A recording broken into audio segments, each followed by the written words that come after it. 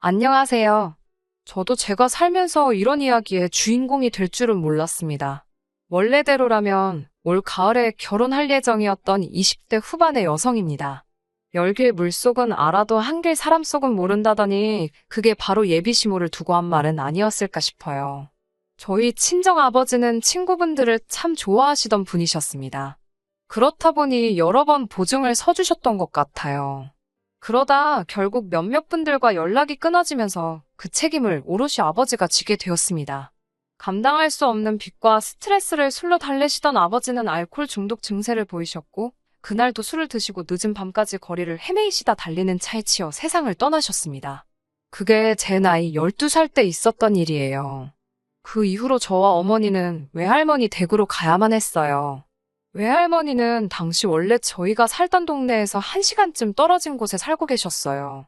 시장에서 반찬 가게를 하셨는데 나이가 드시면서 입맛이 변한 건지 예전만 못하다고 들었습니다. 외할머니는 어머니에게 네가 날 좀 도우면서 있으면 되지 않겠냐 하셨고, 그렇게 어머니도 외할머니의 가게 일에 동참하시게 되었습니다. 그렇게 2년 정도 할머니와 같이 일을 하시는 동안 어머니는 본인이 음식 솜씨가 있다는 확신을 가지셨다고 해요. 처음에는 시장 보러 나왔다가 한두 팩씩 사가던 손님들이 대부분이었지만 나중에는 지방으로 택배도 보내게 되었거든요.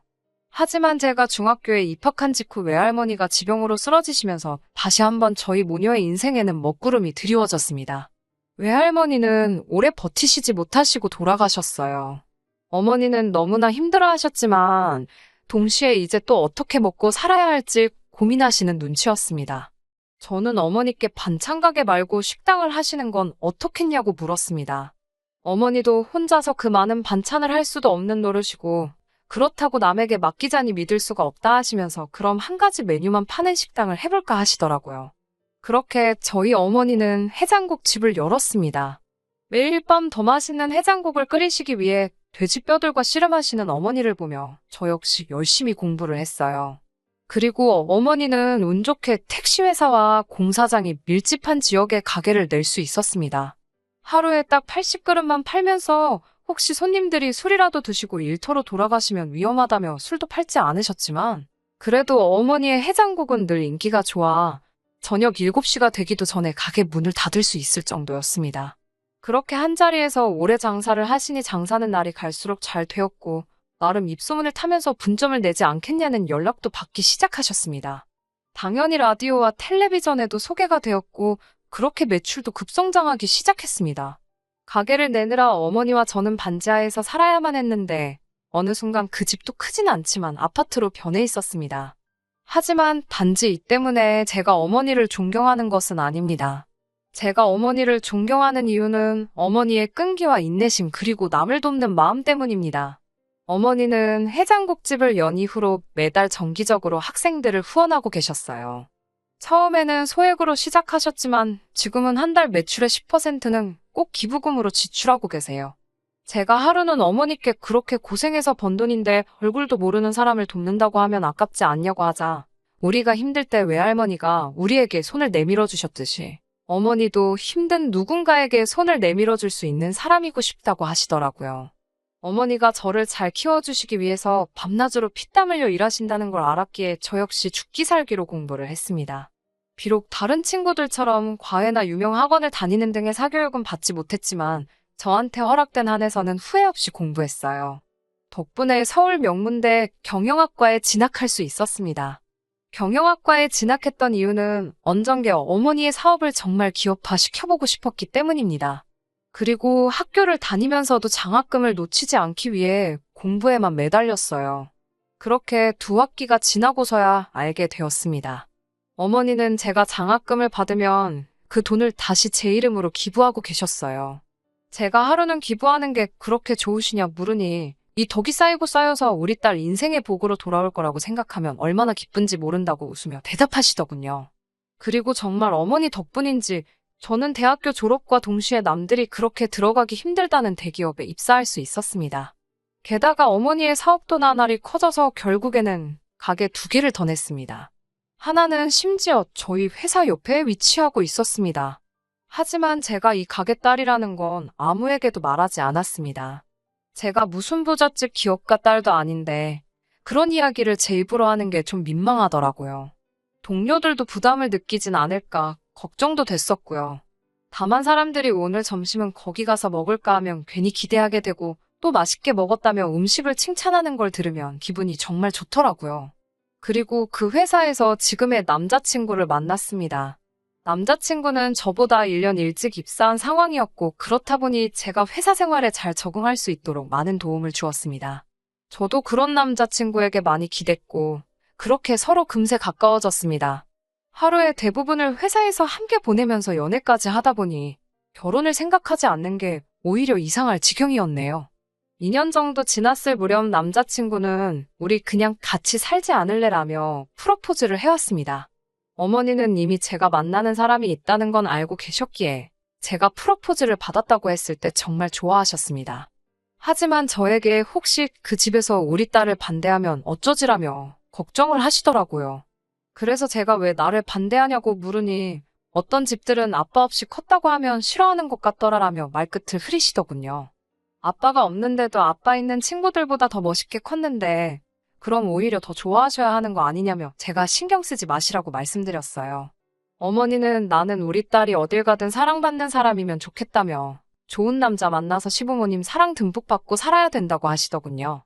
저는 어머니께 정확히 기억은 안 나는데 남자친구네 부모님도 기부도 많이 하시고 어려운 사람도 돕고 하시는 좋은 분들이라고 했던 것 같으니까 걱정하지 마시라고 했어요. 인사 잘 드리고 오겠다고요. 어머니의 걱정을 뒤로하고 저는 과일 바구니와 꽃을 사들고 시댁에 갔습니다. 그동안 남자친구의 씀씀이나 하고 다니는 모습을 통해 어느 정도 사는지 봐드리라는 건 짐작하고 있었는데 역시나 중산층 이상은 되는 것 같았어요. 집에 들어서니 예비 시모가 반갑게 맞아주셨습니다. 처음에는 분위기가 괜찮았어요. 하지만 아버지가 어렸을 때 돌아가셔서 어머니와 단 둘이 살았다고 하니 시모 안색이 싹 바뀌었습니다. 그럼 먹고 사는 건 어떻게 해결했냐고 해서 어머니가 작은 식당을 하셨다고 했습니다. 여전히 예비 시모의 표정은 좋지 않았습니다. 그걸 눈치챈 예비 시부와 남자친구가 그래도 참 대단하시다며 어떻게 여자 혼자 몸으로 딸을 이렇게 훌륭하게 키우셨는지 아주 멋진 분이신가 보다며 상황을 수습하려 하더군요. 하지만 예비 시모는 계속해서 여자 혼자서 키웠는지 누가 도와줬는지는 아무도 모를 일 아니냐며 묘하게 저희 친정어머니를 깎아내리듯 말씀을 하셨습니다. 저는 저희 어머니는 남에게 아쉬운 소리 한 적 없이 혼자이므로 저를 키우신 게 맞다고 정중하게 다시 한번 말씀드렸어요. 그러자 예비 시모가 절 노려보더군요. 집으로 돌아와서 이 결혼을 하는 게 맞나 싶은 생각이 들었습니다. 하지만 친정어머니께 오늘 무슨 일이 있었는지 말씀을 드리면 괜히 더 걱정하시고 속만 상해하실 것 같아서 아무 말도 하지 않았습니다. 그저 예쁘게 잘 봐주셨고 식사 맛있게 하고 왔다 이렇게만 알려드렸습니다. 그리고 얼마 뒤 서울 모 한정식 집에서 상견례를 하게 되었습니다. 자리에 도착하니 예비시부와 남자친구는 와 있었는데 예비시모는 아직이더라고요. 어디 가셨냐고 물으니까 남자친구도 모르겠다면서 초조해하고 있었어요. 그리고 상견례를 시작하기로 했던 시간보다 10분 정도 지났을 무렵 예비시모가 도착했습니다. 예비시모는 장소를 누가 골랐냐면서 자기는 강남밖에 몰라서 한참 헤맸다며 짜증 섞인 불만을 토해냈어요. 본격적으로 이야기가 시작되면서 예비시부가 먼저 저희 어머니에게 듣자 하니 혼자 힘으로 따님을 저렇게 훌륭하게 키우셨다면서요 라고 말을 건넸습니다. 저희 어머니가 자식 위해서라면 못할 게 없지요 라고 하자 예비시부도 그래도 대단하십니다. 우리 안 사람이라면 그렇게 할 수 있었을까 모르겠네요 라며 농담을 건넸어요. 그러자 예비 시모가 눈을 동그랗게 뜨면서 여보는 내가 평소에 얼마나 품위를 따지는지 모르냐면서 어떻게 여자가 혼자 남자들 상대로 장사를 하냐고 그러는 거예요. 그러면서 본인은 그런 장사하지 않고도 우리 아들을 저렇게 멋지고 잘나게 키웠다고 그러더군요. 게다가 자기는 지금 자선 사업을 하는 사업가라면서 사업이 참 어렵답니다라고 저희 어머니께 한마디 하더라고요. 일개 장사랑은 수준이 다르지요라고 덧붙이면서요. 예비시모가 한마디 한마디 할 때마다 예비시부와 남편이 어쩔 줄 몰라 하더니 급기야 남편이 엄마 왜 그러냐면서 그만하시라고 한마디 하더라고요. 그러자 예비시모가 넌 내가 없는 말을 한 것도 아닌데 뭘 그렇게 절절매냐면서 평소에 너 우리 아들한테 짜증을 혹시 많이 부리니? 라고 물으시는 거예요. 제가 아니라고 대답하려고 하는데 그럴 틈도 없이 또 하신다는 말씀이 원래 사랑을 많이 못 받고 자라면 애들이 좀 예민하다고 하더라고요 라면서 저희 어머니께 한마디 하는 게 아니겠어요. 저는 도무지 이 상황이 이해가 안 돼서 혹시 제가 마음에 안 드시냐고 물었습니다. 그러자 테이블 밑으로 저희 어머니가 제 손을 꼭 잡으면서 괜찮다는 신호를 보내셨어요. 본인은 괜찮으니까 시모델 분에게 밉보이지 말라는 말씀이셨죠. 예비시모가 너 지금 뭐라고 했냐고 한마디 하려는 찰나에 예비시모와 남자친구가 다들 그만하라면서 예비시모에게 당신답지 않게 오늘 말을 왜 그렇게 막 하냐고 한마디 하시더군요. 그러자 예비시모도 입을 삐죽거리면서 아들이 장가간다니까 서운해서 그런가 보죠라고 꼬리를 내리더라고요. 그렇게 밥이 코로 넘어가는지 목구멍으로 넘어가는지도 모르게 먹으며 상견례 자리를 마치고 집으로 돌아왔어요. 제 기분이 상한 것보다 어머니가 상처받지 않으셨을지 많이 걱정이 되더라고요. 하지만 어머니는 예비시모도 소중하게 키운 아들이 남주기 아까워서 그러는 걸 거라며 이해하라고 오히려 저를 달래주셨습니다. 다들 자기 눈에는 자기 자식이 최고라서 그런 거라고요. 그리고 이튿날 회사에서 한참 일을 하고 있는데 모르는 번호로 전화가 걸려왔습니다. 받아보니 예비시모더라고요. 지금 회사 앞 카페에 와 있으니 잠깐 나와보라고 하셨습니다. 30분 있으면 회의란 마음은 급한데 남자친구도 안 보이고 어쩔 수 없이 얼른 인사만이라도 드리고 와야겠다 싶어서 카페로 향했어요. 카페에 도착하니 예비시모가 내가 전화한 지가 언젠데 이제서야 오냐면서 바로 짜증을 내더라고요. 그러더니 가방에서 종이 한 장을 꺼내 제 앞에 들이밀었습니다. 이게 뭐냐고 물으니 보면 모르냐면서 우리 아들이랑 결혼할 거면 이 정도는 해오라고 하시는 거예요. 제가 이런 건 상견례 자리에서 이야기하셨으면 좋았을 텐데 왜 이렇게 따로 주시는 거냐고 물었습니다. 그러자 너도 알다시피 우리 집 남자들이 물러 빠져서 내가 이렇게 따로 챙기는 거라고 하셨습니다. 그러면서 너도 보면 알겠지만 내가 그래도 너 없는 집 딸이라는 걸 알기 때문에 줄이고 줄였으니까 이것도 못할 것 같으면 그냥 우리 아들 옆에서 떨어지라고 하시더군요. 저는 당장이라도 알겠습니다. 이 결혼 그냥 안 하겠습니다 하려다가 그래도 남자친구한테 자기 어머니가 어떤 사람인지는 알려야겠다 싶어서 일단 알겠다고 하고 종이를 챙겼습니다. 예비시모는 저에게 행여나 자기 아들한테 말할 생각이면 꿈도 꾸지 말라고 그런 소리 해봤자 걔가 지 엄마를 믿지 널 믿겠냐면서요. 그날 밤 어떻게 하면 좋을지 밤새 고민을 하고 있으니 어머니가 무슨 일이 있었냐며 저에게 솔직히 털어놓아 보라고 하시더군요. 어머니를 걱정시키는 것은 죽기보다 싫었지만 그래도 이 상황을 어떻게 현명하게 해결해 나가는 게 좋을지 모르겠기에 결국 사실대로 털어놓고 말았습니다.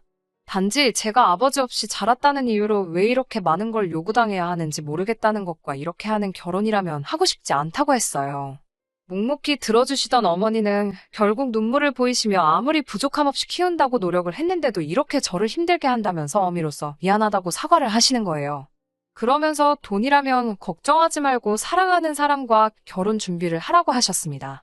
어머니가 해줄 수 있는 거라면 얼마든지 해주시겠다고요. 그런데 그런 어머니의 모습을 보니 정신이 확 들었습니다. 저는 결국 남자친구에게 연락해 결혼 이야기는 없었던 걸로 하자고 했어요. 당연히 아무것도 몰랐던 남자친구는 갑자기 왜 그러냐며 난리가 났고 저는 예비시모와 있었던 일을 다 들려주었습니다. 그러자 남자친구는 자기 어머니가 그런 사람인 줄 정말 몰랐다면서 필요하다면 몇 번이고 우리 어머니께 사과를 드리고 자리를 만들어준다면 예비시모도 저희 어머니께 사과하도록 하겠다고 하더라고요. 그렇게 다시 한번 양가 어른들이 모이는 자리가 성사되었습니다. 예비시모는 누가 봐도 오기 싫은 자리에 억지로 끌려 나온 티가 역력했어요. 저를 보더니 그렇게 입이 싼 줄은 또 몰랐다면서 혀를 차다가 남자친구가 오니까 언제 그랬냐는 듯이 딴청을 피우시는 걸 보고는 아 역시 기대한 내가 잘못이지 싶었습니다. 하지만 저희 어머니까지 계신 자리에서 없던 일로 하고 집에 가자고는 할 수가 없었고 저희 어머니라도 사과를 받을 수 있으면 좋겠다 싶어서 꾹 참고만 있었네요. 이윽고 식사가 하나씩 준비되면서 양쪽에서 이야기가 오가기 시작했습니다. 예비시모는 아무래도 자기가 사업을 하다 보니 매사에 샘을 하게 된다면서 저희더러 이해해 달라고 하더군요. 잘 키운 아들을 헐값에 넘기는 것 같아서 기분이 별로였다나요. 아들이 물건도 아니고 어떻게 저런 식으로 표현을 하는지 이미 그것만으로도 어이가 없었습니다. 그러면서 저희 어머니께 한다는 소리가 그 정도 혼수해서 시집 보내도 손해는 아니지 않냐며 빈정거리는 거예요. 이 정도면 남는 장사 아니냐고요. 저희 어머니는 계속 가만히 듣고 계시다가 지금 자선 사업을 하고 계시다고 하셨냐며 예비시모에게 물으시더군요. 예비시모가 그건 그런데 갑자기 그걸 왜 물으시냐니. 거기에 매년 5천만 원씩 기부하는 익명의 기부자가 있지 않냐고 물으시는 거예요. 저는 그 말을 듣는 순간 번쩍 정신이 들었습니다. 저희 어머니는 매달 기부하시는 외에도 연말에 기부를 하시는 곳이 있었는데 생각해보니 그 단체 이름이 바로 예비시모가 운영하는 곳과 일치하다는 게 기억이 난 거예요. 예비시모는 그런 것도 모르고 저희 어머니께 그건 어떻게 아셨냐고 놀라워하며 물었고 저희 어머니는 지그시 웃으시면서 이제 그 기부는 오늘부로 끝이네요 라고 말씀하셨어요. 예비시모가 그게 도대체 무슨 소리냐고 묻다가 아차 싶은 표정으로 혹시 그분을 아시냐고 물어왔습니다. 저희 어머니는 알고 말고요. 그게 저니까요라고 대답하셨어요. 그러자 예비시부와 남자친구가 예비시모를 한심하다는 듯이 쳐다보더니 저희 어머니께 자기네가 큰 실례를 범했다며 한 번만 너그럽게 이해해 주시면 안 되겠냐고 묻더라고요. 평생을 아들 하나만 보고 살아온 사람이라 사리분별을 못했다면서요. 저희 어머니는 저도 여자 혼자 몸으로 딸 하나만 바라보고 살아왔는데 그 마음이야 모르겠냐마는 그렇게 남의 가슴에 대못 박고 상처 주는 집에 시집은 못 보내겠다고 딱 잘라 말씀하시더라고요. 그러면서 물론 그런 분과 사업도 같이 못한다고 덧붙이셨고요. 그제서야 예비시모는 상황이 단단히 잘못되었다는 걸 알았는지 납작 엎드려서는 여사님 왜 그러시냐면서 자기가 잠깐 정신이 나갔던 것 같다고 쩔쩔매더라고요. 사실 올해는 저희 어머니가 해장국 가게를 운하신 지 10년이 되는 해였기 때문에 기부 액수도 크게 계획하고 계셨고 아마 자선단체도 이미 어느 정도 알고 그에 맞춰 계획을 세우고 있었을 거예요. 남자친구는 그 와중에 저더러 장모님 진짜 멋있으시다며 너스레를 떨더군요. 저는 장모님이라고 부르지 말라고 나는 너랑 결혼 못한다고 말했습니다. 그러자 남자친구가 만약에 예비시모 때문이라면 자기는 다시 안 보고 살아도 괜찮다고 자기도 너무 실망했다면서 제발 헤어지자는 소리만 하지 말라고 하더군요. 하지만 제가 어떻게 부모 자식 간에 연을 끊을 수 있겠어요. 두 사람이 안 보고 산다고 해도 제 마음이 편할 리 없었고 그런 죄책감을 가지고 살고 싶지도 않았습니다. 저는 미안하지만 우리는 인연이 아닌 것 같다고 그만하자고 말하며 어머니를 모시고 집으로 돌아왔어요. 그날 이후로도 한동안 남자친구에게선 끊임없이 연락이 왔고 회사에서도 공공연하게 저희에 대한 소문이 났지만 저는 개의치 않았습니다. 적어도 저는 떳떳했으니까요. 오히려 제가 있는 집 딸이라고 소문이 나서 난처했을 뿐입니다. 그런 와중에 며칠 전 저는 다른 회사에서 스카우트 제의가 들어왔고 저는 이직을 하게 되었습니다. 이직 전 일주일 정도 여유 시간이 생겨서 어머니랑 여행도 다녀오고 이렇게 제 사연도 털어놓을 기회가 생겼네요. 듣기로는 예비시모는 이 일로 인해서 자선단체 대표 자리도 내려놓아야 했고 기부자들 사이에서도 예비시모의 실체에 대한 소문이 나서 단체 자체가 지금 버티냐 못 버티냐 정도로 흔들리고 있다고 합니다. 다 자업자득이겠지요. 저는 당분간 어머니랑 시간을 보내며 저의 모든 것을 이해하고 품어줄 수 있는 상대를 만날 때까지 멋지게 살아보려고 합니다. 들어주셔서 감사하고 행복한 5월 되시길 바래요. 끝까지 들어주셔서 감사합니다. 오늘의 사연은 여기까지입니다. 구독과 좋아요, 알람 설정 부탁드리고 더 좋은 사연으로 다시 찾아뵙겠습니다. 감사합니다.